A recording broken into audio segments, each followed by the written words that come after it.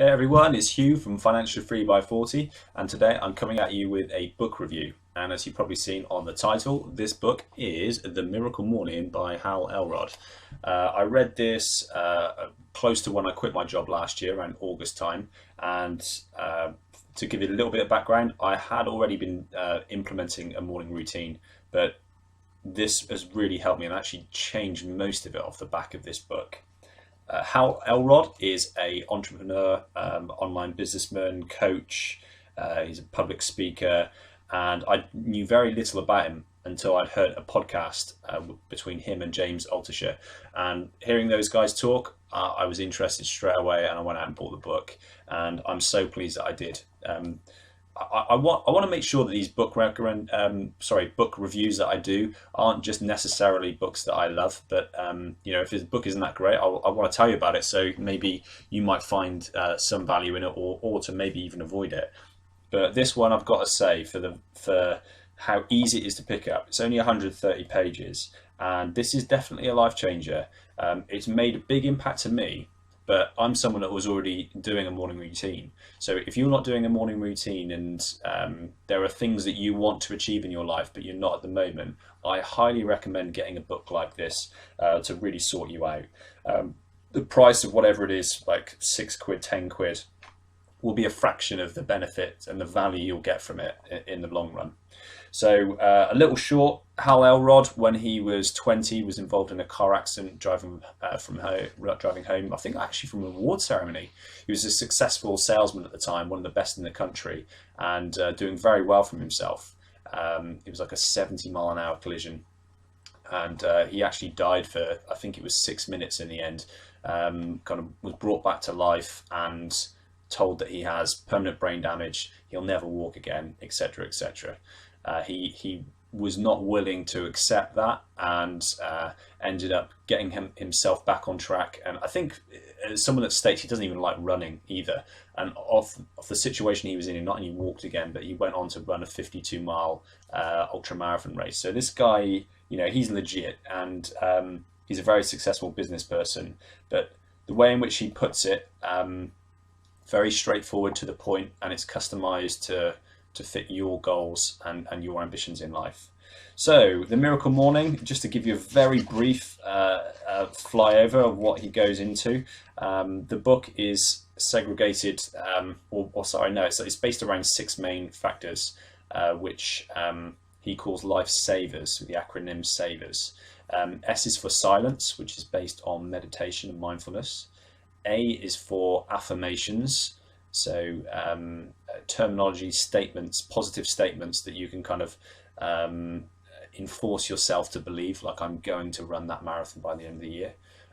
The V is for visualization, so sitting, closing your eyes, and imagining the goals that you've set for yourself. So if it was marathon running, actually imagine you being in great shape, being really happy and running, really fast, and not being out of breath, and smiling and enjoying it and crossing the finishing line. SAV. E is for exercise, so every day implementing some form of exercise.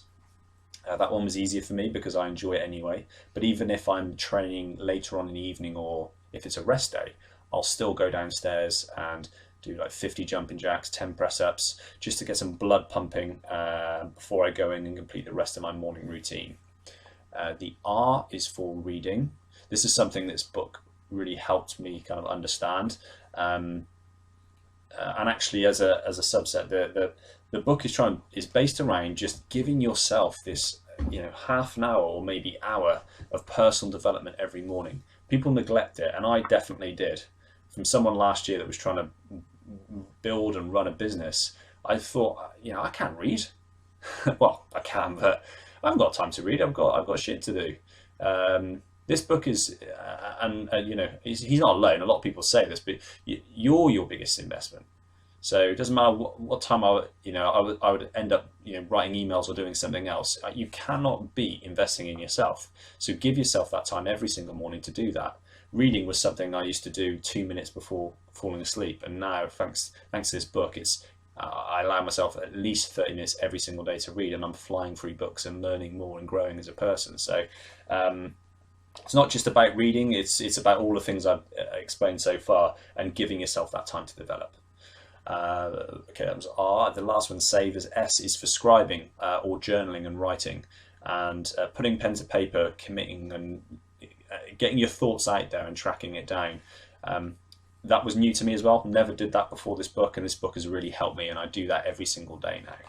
So that's what the book is mainly based around, and it breaks down how you can implement that on a smaller scale to a larger scale.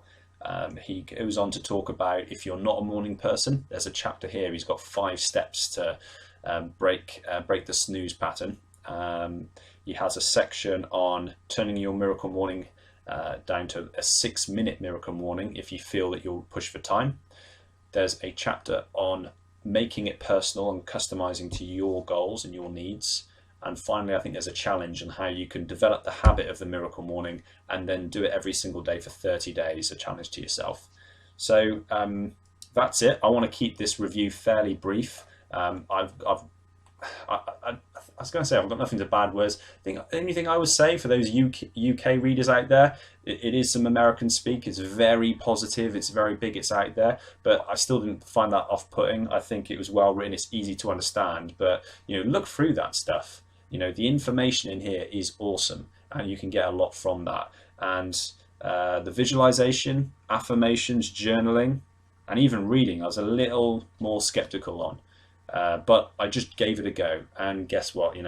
I'm a big fan of all of those things now. So if you've got a spare £5–10 and you don't have a morning routine in place, I highly recommend you spend it on this, and you will not regret it. But if you've read the book and you've got any thoughts, share them in the comments below, and I will speak to you on the next one.